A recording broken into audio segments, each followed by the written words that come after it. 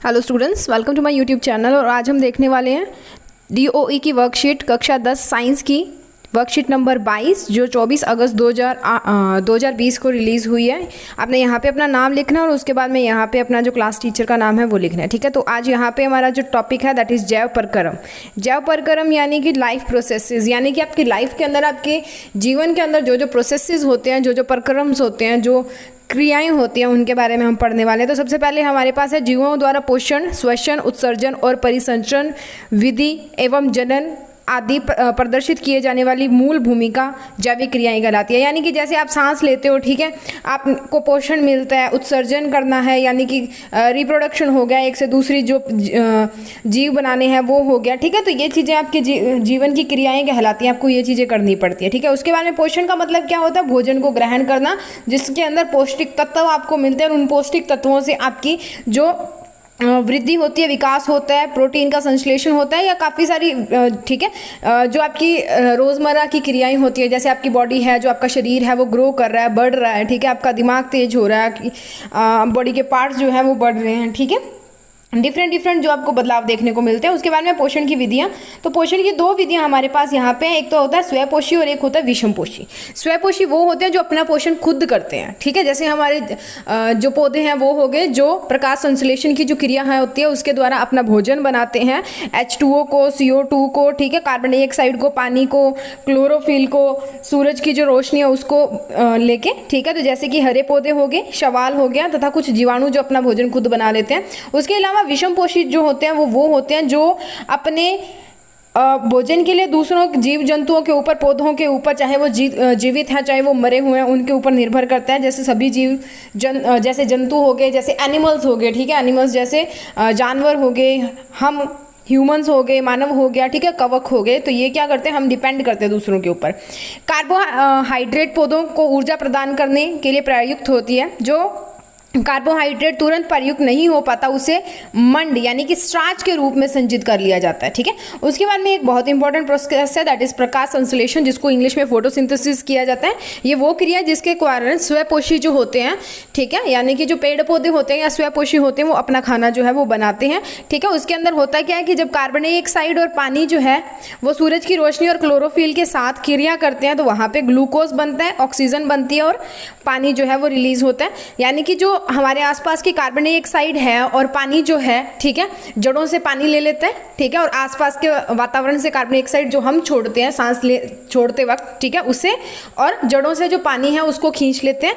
सूरज की रोशनी और पत्तों में क्या होता है, हरे रंग पत्तों का क्यों होता है? क्लोरोफिल के कारण होता है। उसको मिला के वो ग्लूकोज बनाते हैं, उसके बदले में हमें ऑक्सीजन दे देते हैं और पानी जो है वो वापस दे देते हैं। ठीक है, उसके अलावा हमें कौन कौन सी चीज़ें चाहिए होती है प्रकाश संश्लेषण में? तो सबसे पहला है कार्बन डाइऑक्साइड, जो स्ट्रोमेटा के थ्रू जो है, स्ट्रोमेटा यानी कि ऐसे आपका जो पत्ता है ना उसके अंदर छोटे छोटे ऐसे छेद होते हैं, ठीक है, उनको स्ट्रोमेटा बोला जाता है। तो इसके थ्रू जो कार्बन डाइऑक्साइड है CO2 वो पत्तों के अंदर जाती है, प्रवेश करती है। ठीक है, ग्लूकोज के निर्माण में कार्बन तथा ऑक्सीजन का स्रोत जो है स्रोत के रूप में ग्लूकोज के निर्माण के अंदर जो कार्बन डाइऑक्साइड होती है उसके अंदर कार्बन और ऑक्सीजन दोनों होते हैं, तो ग्लूकोज के लिए वो चाहिए होती है। जल जो है वो जड़ों से अवशोषित किया जाता है। ठीक है, ग्लूकोज के निर्माण में हाइड्रोजन भी जो है वो हमें चाहिए होती है तथा ऑक्सीजन दोनों चाहिए होती है, तो H2O यानी कि हाइड्रोजन और ऑक्सीजन दोनों। उसके बाद में होता है सूर्य का प्रकाश, जो क्लोरोफिल जो है वो अवशोषित करते हैं यानी कि सोखती है। ठीक है, प्रकाश संश्लेषण में ऊर्जा के स्रोत के रूप में जो सूर्य का प्रकाश है वो लिया जाता है। ठीक है, उसके बाद में है कि क्लोरोफिल होता कहाँ है?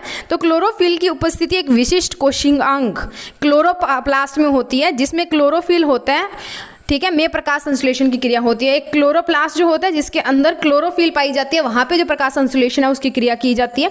उसके बाद में है क्लोरोफिल क्या होता है? क्लोरोफिल एक हरे रंग का वर्णक होता है जिसके कारण जो हमारी पत्तियाँ, आसपास के जो पेड़ पौधे हैं उनकी पत्तियाँ जो है हरी दिखाई देती हैं। ठीक है, उसके बाद में प्रकाश संश्लेषण के कुछ चरण। सबसे पहले क्या किया जाता है? क्लोरोफिल जो है उसके द्वारा प्रकाश की जो ऊर्जा है उसको अवशोषित किया जाता है, चरण 1।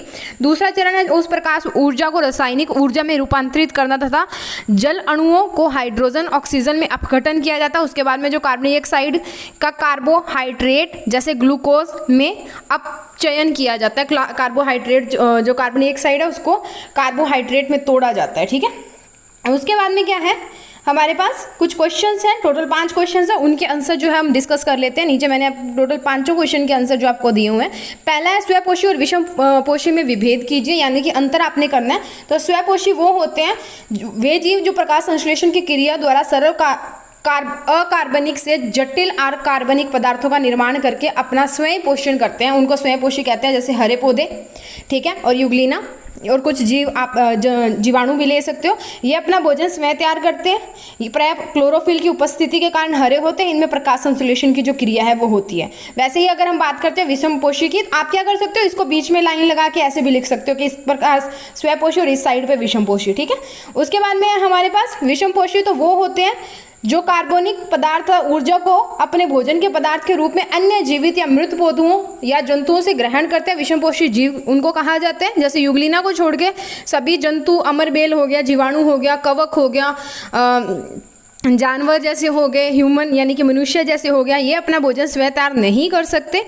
इनमें क्लोरोफिल नहीं होती, इसलिए ये हरे भी नहीं होते। इनमें प्रकाश संश्लेषण की क्रिया नहीं होती, ठीक है। ये हो गया इनके अंदर विभेद। दूसरा प्रश्न है, उस क्रिया की व्याख्या कीजिए जिसके द्वारा स्वयंपोषी अपना भोजन बनाते हैं। उस क्रिया में जैव रासायनिक समीकरण को भी हमने लिखना है, ठीक है। सो हमारे पास है, जिस क्रिया के द्वारा हरे पादप अपना भोजन बनाते हैं उसे प्रकाश संश्लेषण कहते हैं। फोटोसिंथेसिस के द्वारा एक हरा पादप कार्बन डाइऑक्साइड और जल लेता है और सूरज की रोशनी से ऊर्जा लेकर कार्बोहाइड्रेट जो है वो बनाता है। फोटोसिंथेसिस की प्रक्रिया क्लोरोप्लास्ट में होती है। इस प्रक्रिया में क्लोरोफिल की अहम भूमिका होती है।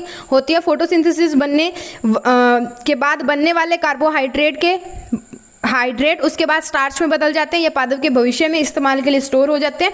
फोटोसिंथेसिस एक जटिल प्रक्रिया है जो, लेकिन इसे निम्न समीकरण से लिखाया जा सकता है। ये ना आपने रिएक्शन जो है वो ऐसे लिखनी है, 6CO2, ठीक है। यहाँ पे ना थोड़ी गड़बड़ है, तो 6CO2 ऐसे लिखोगे प्लस 12H2O, ठीक है।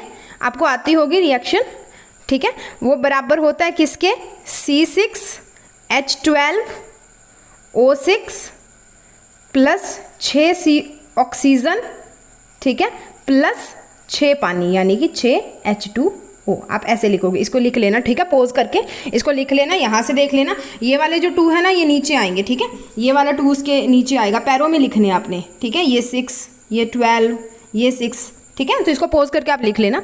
उसके बाद में क्वेश्चन नंबर 5 पे मूव करते हैं, 3 पे। प्रकाश संश्लेषण के लिए उपयुक्त पदार्थ कौन कौन से, ये पदार्थ किस प्रकार से इस प्रक्रिया में सहायक होते हैं। तो पहले तो उपयुक्त पदार्थ हमें चाहिए होते हैं सनलाइट, सूरज की रोशनी, ठीक है, या सूरज का प्रकाश, कार्बन डाइऑक्साइड, पानी और क्लोरोफिल, ठीक है। अब क्लोरोफिल तो उनके अंदर होती है, बाकियों का काम हम देख लेते हैं जो आपके वर्कशीट में दिया हुआ है। कार्बन डाइऑक्साइड जो स्टोमेटा से जो है प्रवेश करती है और ग्लूकोज निर्माण में कार्बन तथा ऑक्सीजन जो है वो देती है। जल जो होता है वो जड़ों से अवशोषित होता है, जड़ों से सोखा जाता है और ये भी ग्लूकोज के निर्माण में हाइड्रोजन और ऑक्सीजन देता है। ये जो सूर्य का प्रकाश होता है ये क्लोरोफिल के द्वारा जो है अवशोषित किया जाता है और ऊर्जा का स्रोत के रूप में इसकी जो है वो प्रयोग किया जाता है, ये उपयोग किया जाता है।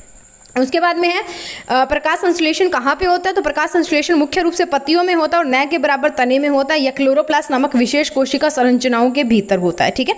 उसके बाद में लास्ट क्वेश्चन है, क्वेश्चन नंबर 5, प्रकाश संश्लेषण के विभिन्न चरणों को लिखिए।